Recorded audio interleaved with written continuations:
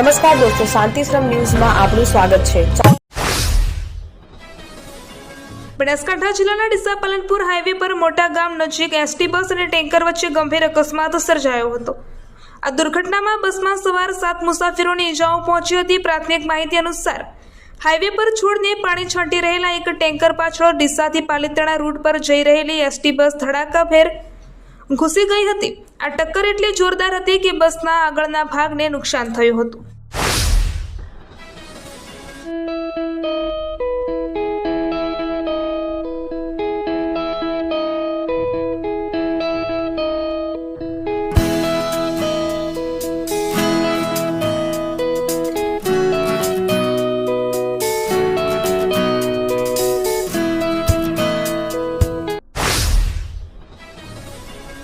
ભાવનગરમાં ઉનાળાની શરૂઆતની સાથે જ પાણીની તીવ્ર અછત વર્તાઈ રહી છે, જેના કારણે અબોલ પશુઓ માટે પાણીની સમસ્યા સર્જાઈ રહી છે।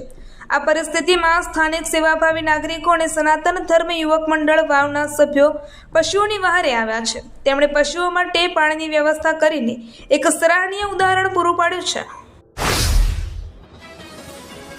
અધિક માસની પૂનમના પાવન અવસરે ઉત્તર ગુજરાતના સુપ્રસિદ્ધ યાત્રાધામ ઢીમા ખાતે શામળિયા ધરણીધર ભગવાનના દર્શનાર્થે ભક્તોનું વિશાળ ઘોડાપુર ઉમટી પડ્યું હતું।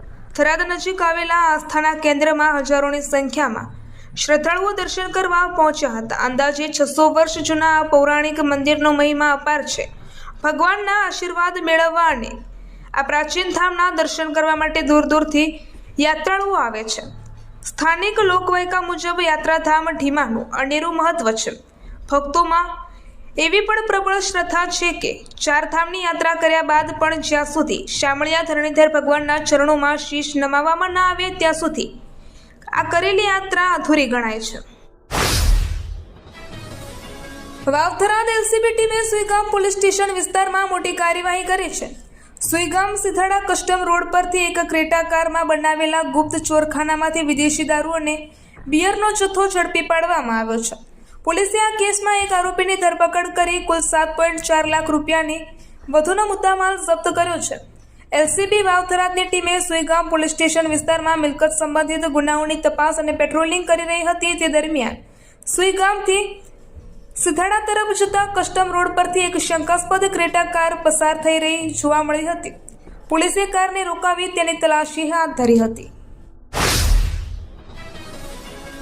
ડીસા તાલુકામાં જળચર જીવોના મોતનો સિલસિલો યથાવત છે। જૂના નેસડા ગામના તળાવમાં માછલીના મોતની ઘટના હજુ સુધી શાંત પણ પડી ન હતી, ત્યાં લોરવાડા ગામના આંબાળુ તળાવમાં સેંકડો માછલીઓના મોત થયા છે। લોરવાડાના આંબાળુ તળાવમાં અચાનક અજ્ઞાત કારણોસર મોટી સંખ્યામાં માછલીઓનો મૃત હાલતમાં મળી આવી હતી। તળાવના કિનારે મૃત માછલીઓનો મોટો ઢગલો જોવા મળ્યો હતો। આ ઘટનાનો વિડીયો સોશિયલ મીડિયા પર વાયરલ થતાં સમગ્ર પથકમાં અને જીવદયા પ્રેમીઓમાં ભારે અરેરાટી અને રોષ વ્યાપી ગયો છે। ભાવનગરમાં છેલ્લા 2 દિવસથી પીવાના પાણીની તીવ્ર તંગી સર્જાઈ રહી છે। ઉનાળાની કાળઝાળ ગરમી વચ્ચે પાણીના પુરવઠામાં વિક્ષેપ પડતા સ્થાનિક રહીશો મુશ્કેલીમાં મુકાયા છે। આ પરિસ્થિતિમાં સામાજિક અગ્રણી વિહાજી માનાજી વેચિયા ગરીબ અને શ્રમિક પરિવારોની વહારે આવ્યા છે। તેમણે સ્વખર્ચે પાણીના ટેન્કરોની વ્યવસ્થા કરી હતી। વેચિયાએ નગરના વાલ્મીકીવાસ, ભીલવાસ અને આંબેડકરવાસ જેવા જરૂરિયાતમંદ વિસ્તારોમાં શુદ્ધ પીવાનું પાણી પહોંચાડ્યું હતું। ઘર આંગણે જ પીવાનું પાણી મળી રહેતા ત્રણેય વસાહતના સ્થાનિક રહીશો અને મહિલાઓએ ભારે રાહત અનુભવી હતી અને આ કાર્ય બદલ વિહાજી માનાજી વેચિયાની સરાહના થઈ હતી।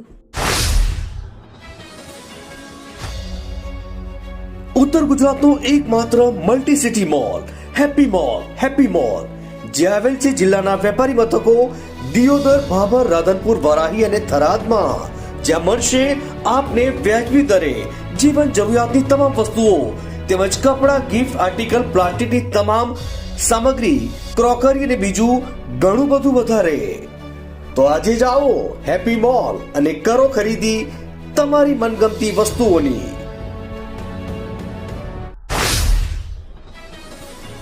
હવામાન વિભાગ દ્વારા 30 મે થી 5 જૂન દરમિયાન એક અઠવાડિયું કમોસમી વરસાદની આગાહી હવામાન વિભાગે કરી છે। જેને પગલે થરાદ માર્કેટ યાર્ડ તંત્ર હવે સતર્ક બન્યું છે। માર્કેટ યાર્ડ દ્વારા વેપારીઓ, આડતિયાઓ અને ખેડૂતોને તેમની ખેત પેદાશો અને અનાજને વરસાદથી બચાવવા માટે જરૂરી સાવચેતી રાખવા અપીલ કરવામાં આવી છે. આગાહી મુજબ જિલ્લામાં આગામી દિવસોમાં કમોસમી વરસાદની સંભાવના છે. આ સંભવિત વરસાદને કારણે ખેત પેદાશોને નુકસાન ન થાય તે સુનિશ્ચિત કરવા માટે માર્કેટયાર્ડ સત્તાવાળાઓએ તાત્કાલિક પગલાં લીધા છે. ડીસા તાલુકાના નવી ભીલડી ગામે ચોમાસા દરમિયાન નીચાણવાળા વિસ્તારોમાં પાણી ભરાવાની સમસ્યાને લઈને ડીસા નાયબ કલેક્ટરે સ્થળ મુલાકાત લીધી હતી. આ મુલાકાતનો મુખ્ય હેતુ વરસાદી પાણીના નિકાલના વર્ષો જૂના પ્રશ્નોનો કાયમી ઉકેલ લાવવાનો હતો. ગામના નીચાણવાળા વિસ્તારોમાં ખાસ કરીને નવી ભીલડી પ્રાથમિક શાળામાં ચોમાસામાં ઘૂંટણસમાં પાણી ભરાઈ જાય છે. આના કારણે વિદ્યાર્થીઓને 3 થી 4 દિવસની રજા આપવી પડે છે, જેનાથી તેમના અભ્યાસમાં વિક્ષેપ પડે છે. આ સમસ્યા દર વર્ષે ચોમાસામાં પુનરાવર્તિત થાય છે. પાટણના ધારાસભ્ય કિરીટ પટેલે મુખ્યમંત્રી ભૂપેન્દ્ર પટેલને પત્ર લખી પાટણ નગરપાલિકા ખાતે જન્મ અને મરણના દાખલા માટેની CRS પોર્ટલની મલ્ટી આઈડી તાત્કાલિક શરૂ કરવા રજૂઆત કરી છે. આ આઈડી બંધ હોવાને કારણે નાગરિકોને દાખલા મેળવવામાં મુશ્કેલી પડી રહી છે. નગરપાલિકામાં જન્મ મરણ નોંધણી માટે ઉપયોગમાં લેવાતી મલ્ટી આઈડી વર્ષ 2025થી બંધ પડી છે. આ ટેકનિકલ સમસ્યાને કારણે વહીવટી કામગીરીમાં વિલંબ થઈ રહ્યો છે અને નાગરિકોને જરૂરી પ્રમાણપત્રો સમયસર મેળવવામાં ભારે હાલાકીનો સામનો કરવો પડી રહ્યો છે. પાટણ નગરપાલિકાએ આગામી ચોમાસાની ઋતુને ધ્યાનમાં રાખીને પ્રી મોન્સૂન પ્લાનિંગ શરૂ કર્યું છે. આ અંતર્ગત શહેરના આનંદ સરોવર ખાતે પાણીના નિકાલ અને લિફ્ટિંગ માટેની વ્યવસ્થા ગોઠવવામાં આવી છે. નગરપાલિકાની વોટર વર્કસ શાખા દ્વારા તળાવ ભરાઈ ગયા બાદ વધારાના પાણીના નિકાલ માટે જનરેટર અને 2 મોટરો કાર્યરત કરવામાં આવી છે. આ સિસ્ટમ દ્વારા વરસાદી પાણીના ભરાવા જેવી સ્થિતિમાં ઝડપી નિકાલ લાવવાનું આયોજન કરવામાં આવ્યું છે.